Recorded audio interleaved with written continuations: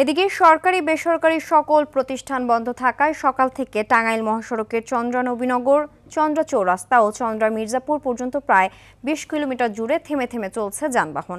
ভোগান্তিতে পড়েছেন যাত্রীরা। অভিযোগও রয়েছে অতিরিক্ত ভাড়া আদায়ের। গাজীপুরে ঢাকা ময়মনসিংহ ও ঢাকা টাঙ্গাইল মহাসড়কে ঈদে ঘরমুখ মানুষের ভিড় ও যানবাহনের চাপ বেড়েছে। টঙ্গী থেকে চান্দনা চৌরাস্তা পর্যন্ত ১২ কিলোমিটার সড়কে ধীরে ধীরে চলছে যানবাহন। সিরাজগঞ্জের যমুনা সেতু পশ্চিম সংযোগ মহাসড়কে সৃষ্টি হয়েছে যানবাহনের তীব্র চাপ। এদিকে ঢাকা টাঙ্গাইল যমুনা সেতু মহাসড়কে ২৫ কিলোমিটার এলাকা জুড়ে যানজট ও গাড়ির দীর্ঘ সারির সৃষ্টি হয়েছে। বুধবার মধ্যরাত থেকে অতিরিক্ত গাড়ির চাপ এবং সেতুতে কয়েক দফা টোল আদায় বন্ধ ও ধীরগতি থাকায় করটিয়া থেকে যমুনা সেতু পর্যন্ত এ যানজটের সৃষ্টি হয়। এদিকে বেলা বাড়ার সাথে সাথে পদ্মা সেতুর টোল প্লাজাতে বাড়ছে যানবাহনের চাপ।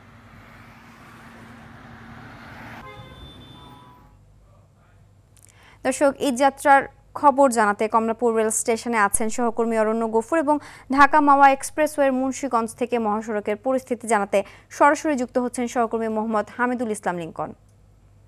প্রথমে যাব অরণ্য গফুরের কাছে।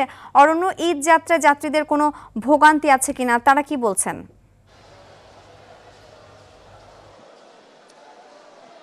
সিনথিয়া, ঈদ যাত্রা যেমন গতানুগতিকভাবে নিয়মিতই একটি উৎসবের একটা আমেজ তৈরি করে, ঠিক তেমনই ভোগান্তিও কিন্তু নিত্য সঙ্গী হয়। তো এবারের ঈদ যাত্রাও কিন্তু এটির ব্যতিক্রম তা বলা যাবে না।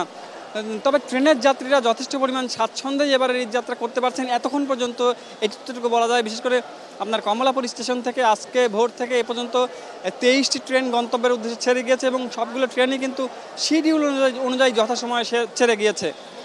এবং সিটের পাশাপাশি ছাদে চড়েও কিন্তু যাত্রীরা গন্তব্যের উদ্দেশ্যে ছেড়ে গিয়েছেন। কোনো রকমের তেমন অতিরিক্ত ঝক্কি ঝামেলা পোহাতে হয়নি। তবে বাসের ক্ষেত্রে কিন্তু আমরা দেখেছি যে তারা যথেষ্ট পরিমাণ সংকটের মুখোমুখি পড়ছেন। বিশেষ করে অতিরিক্ত ভাড়া আদায়ের অভিযোগ প্রায় সব যাত্রীরই ছিল এবং এটি স্বীকারও করেছেন পরিবহন শ্রমিক কর্মচারীরা। এছাড়া আপনার বেশ কিছু রুটে আমরা দেখেছি যে বাস সংকট রয়েছে, যাত্রীরা ঘন্টার পর ঘন্টা দাঁড়িয়ে আছেন, তারা বাস ঠিকমতো পাচ্ছেন না। আবার পাশাপাশি কিছু কিছু রুটে অতিরিক্ত ভাড়ার পাশাপাশি সিট বা বাসের সেবা মানটা ভালো না, এরকম কিছু আছে। আবার লোকাল বাসগুলোকে আমরা সরাসরি এখন কিন্তু দূরপাল্লার বাস হয়ে যেতেও কিছু কিছু বাসকে আমরা দেখেছি। তো সব মিলিয়ে এই এবারের ঈদে কিন্তু যাত্রী পরিবহন একটি মিশ্র প্রতিক্রিয়ার মধ্য দিয়ে যাচ্ছে, মিশ্র অনুভূতির মধ্য দিয়ে যাচ্ছে এবং এর ফলে যাত্রীরা একদিক থেকে যেমন স্বাচ্ছন্দ্য বোধ করছেন, আবার একদিক দিয়ে বেশ কিছুটা ভোগান্তির মধ্যেও পড়ছেন। তবে সব মিলিয়ে আসলে সরকারের পক্ষ থেকে যেটা বলা হচ্ছে যে তারা চেষ্টা করছেন, সর্বোচ্চ চেষ্টা করছেন যে এবারের ঈদ যাত্রা যাতে নির্বিঘ্ন হয়, তারা সেই চেষ্টা করছেন। কিন্তু বাস যাত্রার ক্ষেত্রে কিন্তু আমরা এটির বাস্তবায়ন যথাযথভাবে দেখতে পাচ্ছি না। তো এই বিষয়ে আরও জানাতে মুন্সিগঞ্জে রয়েছেন আমাদের সহকর্মী হামিদুল, তিনি মুন্সিগঞ্জের এবং মাওয়ার অবস্থাগুলো আমাদেরকে জানাবেন।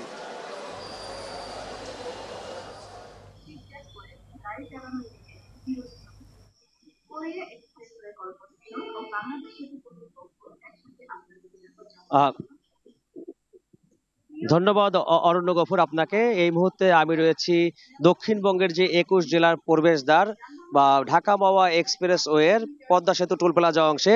এখানে সকাল থেকেই বেলা বাড়ার সঙ্গে সঙ্গে বেড়েছে যাত্রীবাহী যানবাহনের চাপ, সাথে রয়েছে ব্যক্তিগত যানবাহনও।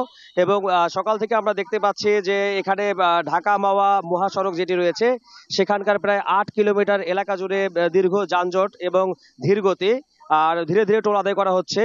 এছাড়া গত ২৪ ঘন্টায় এই পদ্মা সেতু টোল প্লাজা দিয়ে প্রায় ৩৭,০০০ যানবাহন চলাচল করেছে এবং টোল আদায় হয়েছে ৪ কোটি টাকা। এছাড়া এবং সর্বশেষ যেই রাত ১২টা থেকে বেলা ১১টা পর্যন্ত যে সর্বশেষ তথ্য দিয়েছে আমাদেরকে সেতু কর্তৃপক্ষ, সেখানে যানবাহন চলেছে মোট ১৭,০০০ এবং টোল আদায় হচ্ছে ২,৩৮,০০,০০০ টাকা।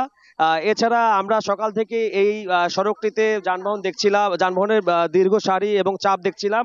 এবং এছাড়া এখানে এই সেতু দিয়ে যেই যানবাহনগুলো দক্ষিণবঙ্গে যাচ্ছিল, দক্ষিণবঙ্গে যে ২১ জেলার প্রবেশদ্বার খ্যাত আমাদের এই মুন্সিগঞ্জের পদ্মা সেতু এলাকায়, এই পদ্মা সেতু দিয়ে যে যানবাহনগুলো যাচ্ছিল সেখানে আমরা দেখছিলাম যে প্রতিটা যানবাহন ৩ থেকে ৫ সেকেন্ডের মধ্যে টোল দিয়ে বিড়ম্বনা ছাড়াই পার হতে পারছিল।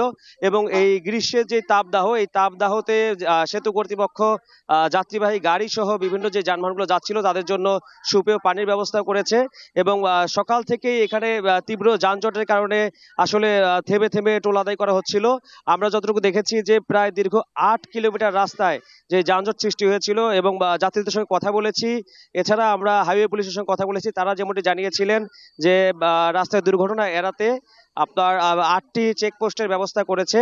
এছাড়া আপনার রাস্তায় যেই দুর্ঘটনার প্রবণ ছিল এই ঢাকা মাওয়া এক্সপ্রেসওয়ে, বিগত সময় আমরা দেখেছি ঈদকে ঘিরে আসলে একটি স্বস্তির বার্তা দিতে পারছি যে এই আজ পর্যন্ত এই ঈদের ছুটিতে কোনো ধরনের হতাহত বা দুর্ঘটনার ঘটনা ঘটেনি।